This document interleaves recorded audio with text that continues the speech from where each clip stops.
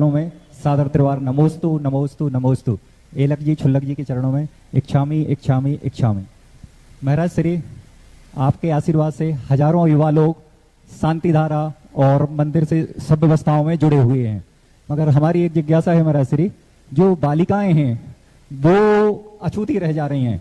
आज पाश्चात्य संस्कृति का उन पर बहुत प्रभाव पड़ रहा है, ना कि कहीं भी चतुर्मास में बालिकाओं की संख्या कहीं भी नहीं देखने को मिलती है। तो महाराज श्री हमारा आपसे एक निवेदन है कि महिलाओं बालिकाओं को जोड़ने के लिए क्या कदम उठाए जाएं।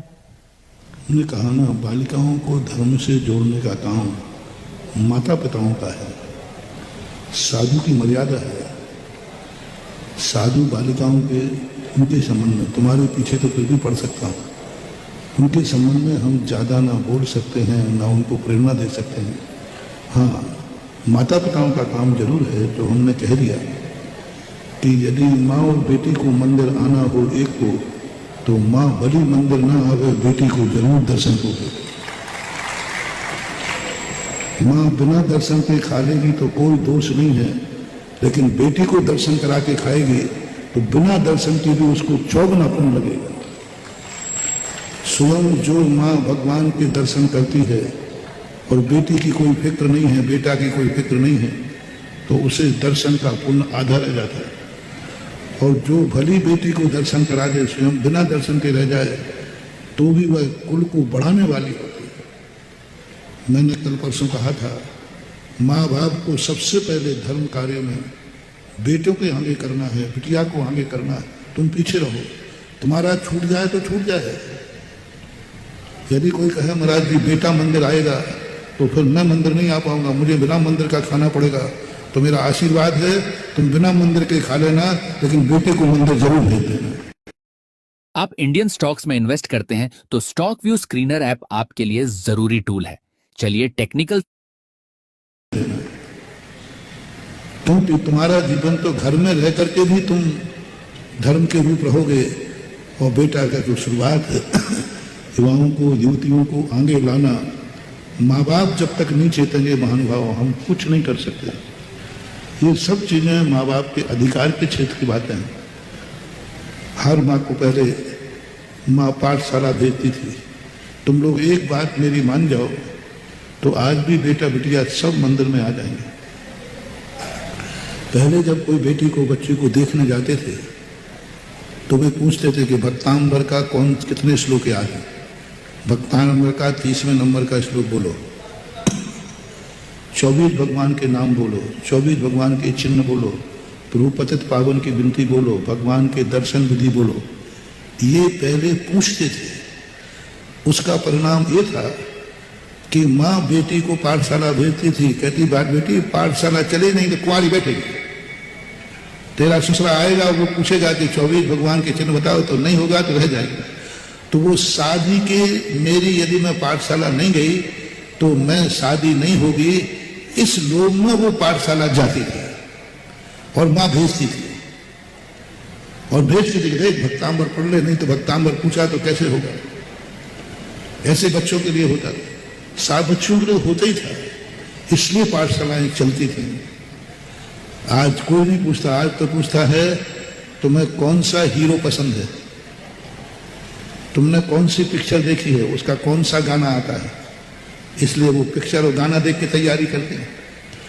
सारे भारत के जैन, चलो आज इस प्रश्न के माध्यम से जैनियों को संदेशा देता हूं, मात्र एक नियम ले लें आप कि आज के बाद जिस बच्ची को हम देखने जाएंगे उससे जो तुम पूछते हो पूछोगे, 2 बातें धर्म की जरूर पूछोगे, तो सारे भारत की पाठशालाएं जीवित हो जाएंगी।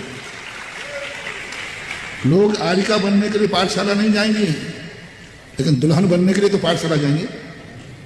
क्योंकि दुल्हन भी कब बन पाएंगे, जब वो पाठशाला जाए। और पाठशाला कब जाएंगे, जब तुम, जो लोग आज प्रश्न सुन रहे हैं, जो कुछ लाइव में सुन रहे हैं, सब एक छोटा सा नियम ले लें कि हमारे घर में जब बहू को हम देखने जाएंगे, 2 बातें धर्म की जरूर पूछेंगे।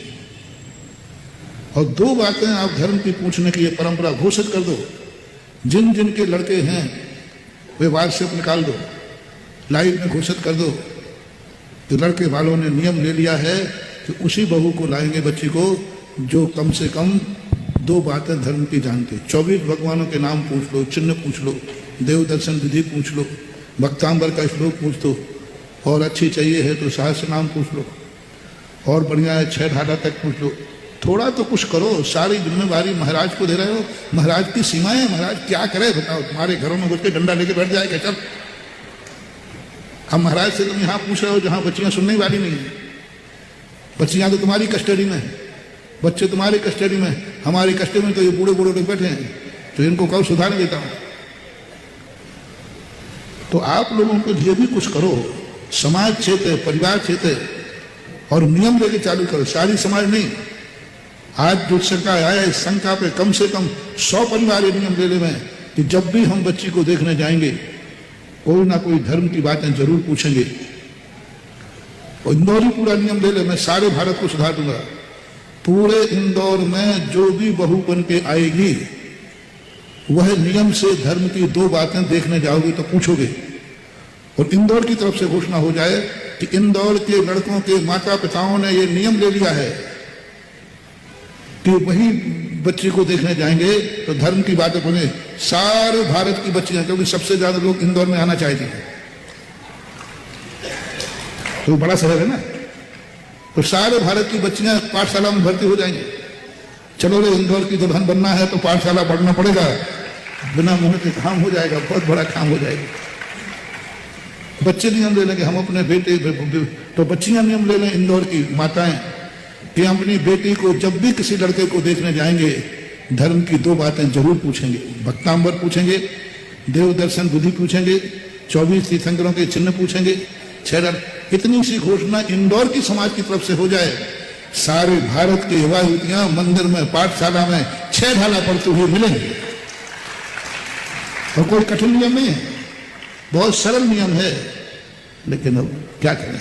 ठीक है, में सादर त्रिवार नमोस्तु नमोस्तु नमोस्तु। एलक जी, छुल्लक जी के चरणों में एक